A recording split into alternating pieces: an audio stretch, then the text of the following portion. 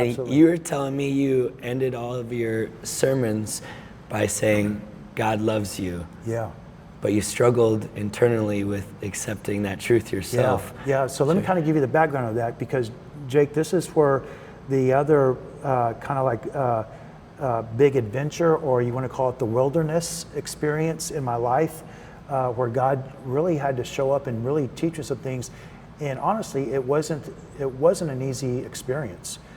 Growing up, I was physically and sexually abused as a kid, and I had repressed it for 35, almost 40 years of my life, and it came to a point where it was starting to come out in just different ways, and I would say in unhealthy ways. And Okay? had you ever been able to share this with anyone, or Nope.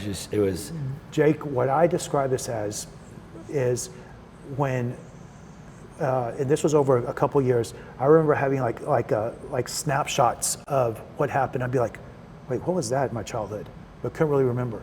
The snapshots turned to pictures, which turned to video. And when I remembered everything that was done to me by these people, I literally, Jake, felt like a film of dirt and shame layered on me. And I kept quiet and wouldn't even tell my wife for about 5 years. And she knew I was struggling. Why? Because I was so shameful, and because here, Dwayne